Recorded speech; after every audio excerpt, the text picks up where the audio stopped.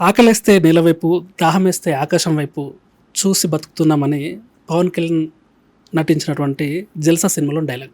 త్రివిక్రమ్ శ్రీనివాస్ మరి భవిష్యత్తును ఊహించి రాశారు ఆ డైలాగ్, లేకపోతే కరీంనగర్ జిల్లా నేపథ్యాన్ని వివరిస్తూ ఆ సినిమాలో డైలాగ్ పెట్టారు. కానీ యాదృచ్ఛికంగా ఇప్పుడు తెలంగాణలో, ఇటు ఆంధ్రప్రదేశ్లో కూడా అలాంటి పరిస్థితులు నెలకొన్నట్టు కనిపిస్తుంది. వాతావరణం చూస్తే వర్షాలు లేక ఆల్మోస్ట్ 50% రెయినీ సీజన్, వర్షాకాలం అయిపోయింది. కానీ ఇంకా కూడా కడుపు నిండేలా, భూగర్భ జలాలు పైకి వచ్చేలా ఇప్పటివరకు భారీ వరదతో వర్షం రాలేదు. ఈ కారణం ఏంటి? అసలు ఎందుకు ఇలా జరుగుతుంది? మరి వాతావరణ శాఖ అధికారులు ఏం చెప్తున్నారు? మనతో చెప్పడానికి క్లియర్గా శ్రీనివాస్ గారు ఉన్నారు. సార్ నమస్తే. ఏంటి సార్ పరిస్థితి? అంటే ఆ సినిమా డైలాగ్ ఇందాక నేను చెప్పాను కదా, ఆకలిస్తే నేల వైపు, దాహం వేస్తే ఆకాశం వైపు చూసే రోజులు రాబోతున్నాయి. నిజంగానే అలాంటి పరిస్థితి ఉందా? ఎందుకంటే వర్షాకాలం ఆల్మోస్ట్ 50% గాను, ఇంకొక 50% వర్షాకాలం ఉంది. ఈ వర్షాకాలంలో మరి రైతులకు కావాల్సినంత వర్షాలు కురిసే అవకాశం ఉందా? అసలు ఎల్నినో అంటే ఏంది? దాని పరిస్థితి ఏంటి? ఇంచుమించు అదే పరిస్థితులు ఉన్నాయండి ప్రస్తుతం. మనకి ఈసారి ఈ మన ఋతుపవనాల మీద ఎల్‌నినో ప్రభావం కొంచెం తీవ్రంగానే ఉంది. మనకి ఇది మాన్సూన్ గమనం స్టార్ట్ అయిన దగ్గర నుంచి కూడా చూస్తున్నాము. మనకి ఆగి వెళుతూ ఒక డైరెక్ట్‌గా రాలేదు. మనకి జోగులాంబ గద్వాలలోకి ప్రవేశించిన తర్వాత 4 రోజులు అక్కడ ఆగిపోవడం, తర్వాత హైదరాబాద్ వరకు వచ్చి మరొక 10 రోజులు ఆగిపోవడం. ఈ రకంగా మనం తెలంగాణని కవర్ చేయడానికే 15 రోజులు పైగా పట్టింది. నార్మల్‌గా ఉన్న 4, 5 రోజుల్లో తెలంగాణ దాటి ముందుకెళ్ళిపోతాయి. సో ముందుకెళ్ళిన తర్వాత కూడా మనకి ఫ్లో పెద్దగా లేదు, మాయిశ్చర్ లేదు. దానికి తోడు మనకి ఈ మాన్సూన్ సీజన్లో ఏంటంటే, మాన్సూన్ సీజన్లో కూడా రోజు రెయిన్ పట్టం ఉండదు. మనకి మాన్సూన్ సీజన్లో ఈ రెయిన్ పడాలంటే ఏదైనా ట్రిగ్గర్ మెకానిజం అంటే మన దగ్గరలో ఒక ఉపరితలంలో ఒక ఆవర్తనం, సైక్లోనిక్ సర్క్యులేషన్ కానీ, లేదంటే ఒక అల్పపీడనం కానీ, వాయుగుండం కానీ ఇటువంటివి ఏర్పడినప్పుడు ఈ మాన్సూన్ గాలుల్లో తీవ్రత ఎక్కువ అవుతుంది. ఈ మాయిశ్చర్ అక్యుములేషన్ కూడా ఎక్కువయ్యి మనకి మంచి వర్షాలు పడుతుంటాయి. అయితే మనకి ఈ మాన్సూన్ సీజన్ ప్రారంభమైన దగ్గర నుంచి పశ్చిమ మధ్య బంగాళాఖాతంలో 2 సార్లు అల్పపీడనాలు ఏర్పడాయి. కానీ 2 కూడా మనకి చాలా దూరంగా ఇటు ఒరిస్సా, వెస్ట్ బెంగాల్ కోస్ట్ సమీపంలో వాయువ్య బంగాళాఖాతంలో ఏర్పడినాయి. ఈ వాయువ్య బంగాళాఖాతంలో ఏర్పడినందువల్ల మనకి ఇది సుదూర ప్రాంతం, మనకి ఎఫెక్ట్ చాలా తక్కువ ఉంటుంది. సో ఓన్లీ ఉత్తర తెలంగాణ, అలాగే ఈశాన్య తెలంగాణ, తూర్పు తెలంగాణలోని కొన్ని జిల్లాల్లో తప్పించి మిగిలిన జిల్లాల్లో పెద్దగా రెయిన్ఫాల్ లేదు. సో ఈ రోజు వరకు చూసినట్టయితే మనకి ఇంకా 33% లోటుతోటి కొనసాగుతున్నాం. కొన్ని జిల్లాల్లో అయితే 55 నుంచి 60% వరకు కూడా లోటు ఉంది. మనకి ప్రస్తుతం 2 రోజుల క్రితం మళ్ళీ ఈ వాయువ్య బంగాళాఖాతంలో అల్పపీడనం ఏర్పడింది. ఈ అల్పపీడనం ప్రస్తుతం క్రాస్ అయ్యి ఈ జార్ఖండ్ ప్రాంతంలో కేంద్రీకృతమైంది. దీని ప్రభావంతో ఈ రోజు మటుకు మనకి ఈ ఉత్తర తెలంగాణలోని కొన్ని జిల్లాల్లో భారీ వర్షానికి అవకాశం ఉంది.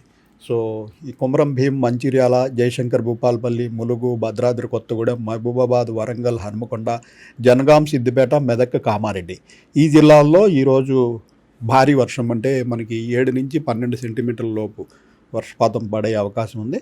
మిగిలిన ఉత్తర తెలంగాణలోని జిల్లాల్లో కూడా మోడరేట్ రెయిన్, అంటే 3 నుంచి 5-6 సెంటీమీటర్ల వరకు.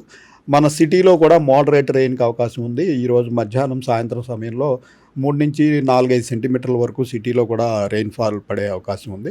అన్ని జిల్లాల్లోనూ కూడా కొద్దిపాటి రెయిన్, ఈ జిల్లాల్లో భారీ వర్ష సూచన ఉంది. అయితే మనకి ఈ మాన్సూన్ పీరియడ్లో ఇటువంటివి చాలా ఫ్రీక్వెంట్గా వస్తుంటాయి. ఇంతకంటే ఎక్కువ కూడా అతి భారీ వర్షాలు, అది కూడా రాష్ట్ర వ్యాప్తంగా అన్ని జిల్లాల్లోనూ పడినప్పుడే మనకి పూర్తిగా ఈ లోటు తగ్గడం కానీ, లేదంటే ఫార్మ్ ఆపరేషన్స్కి అనుకూలమైన పరిస్థితి కానీ ఉంటుంది.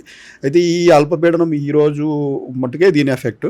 రేపటి నుంచి ఇది వీకెన్ అయిపోతుంది. సో రేపటి నుంచి మళ్ళీ వర్షాలు కూడా గ్రాడ్యువల్గా తగ్గిపోయే అవకాశమే కనిపిస్తుంది. యాక్చువల్గా సరే, అంటే చాలామంది రైతులకు తెలియదు ఎల్నినో అంటే ఏంటంటే, ఎందుకంటే చాలామంది రైతులు అన్ఎడ్యుకేటెడ్ ఉంటారు. ఇప్పుడే అన్ని జనరేషన్స్కు, ఈ జనరేషన్కు విద్య పూర్తి స్థాయిలో అందుతుంది. సో ఎల్నినో ప్రభావం అంటే ఏంటి? ఎల్నినో గురించి ఒక 2 నిమిషాలు ఏమని చెప్పండి.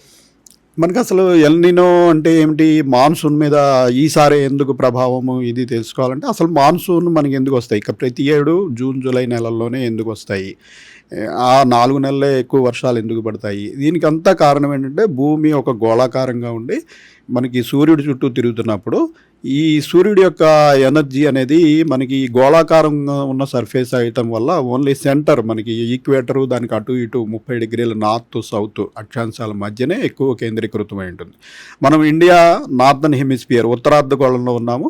భూమధ్య రేఖకి కొంచెం ఎగువగా మనకి 30 డిగ్రీల సౌత్, 30 డిగ్రీల నార్త్ లోపలనే మనం ఉన్నాం. సో మనకు కూడా మ్యాక్సిమం ఎనర్జీ అంటుంది. దానికి తోడు ఈ భూమి తిరిగే గమనంలో ఈ యాక్సిస్ అనేది ఇలా స్ట్రైట్గా లేకుండా 23.5 degrees వాలి ఉంటుంది. ఇలా 23.5 degrees వాలి ఉండటం వల్ల ఒక 6 నెలలు ఉత్తరార్ధగోళం నార్దర్న్ హెమిస్ఫియర్లో సూర్యుడి వేడిమి ఎక్కువ ఉంటుంది, మిగిలిన 6 నెలలు సదర్న్ హెమిస్ఫియర్లో ఎక్కువ ఉంటుంది. మనకి ఆ వేడిమి ఎక్కువ ఉండే పీరియడ్ మనకి వేసవికాలం, మార్చి, ఏప్రిల్, మే నెలలు. ఈ మార్చి, ఏప్రిల్, మే నెలల్లో మనకి ఇంటెన్స్ హీటింగ్ ఉంటుంది. ఇంటెన్స్ హీటింగ్ ఉండటం వల్ల మనకి నార్త్ వెస్ట్ ఇండియా, రాజస్థాన్, చుట్టుపక్కల ప్రాంతాలు, పక్కన పాకిస్తాన్, ఆఫ్ఘనిస్తాన్ ఇదంతా కూడా బాగా వేసవకాలం ఉండటం వల్ల ఈ వేడిం వల్ల ఈ గాలులు వేడెక్కి పైకి పోయి అక్కడ ఒక లో ప్రెషర్ ఏరియా ఏర్పడుతుంది. ఈ 3 నెలలు కంటిన్యూస్ హీటింగ్ ఉండటం వల్ల స్ట్రాంగ్ లో ప్రెషర్ ఏరియా ఏర్పడుతుంది. అదే సమయంలో మనం ఇందాక చెప్పినట్టు సదర్న్ హెమిస్ఫియర్ భూమధ్యరేఖకు దిగువన శీతాకాలంలో చల్లటి వాతావరణం ఉండటం వల్ల గాలి డెన్స్గా ఉండి అక్కడ హై ప్రెషర్ ఏరియా ఉంటుంది. సో ప్రకృతి నియమం ఎప్పుడు హై నుంచి లోకి ఈక్వల్ చేయడానికి ట్రై చేస్తుంది.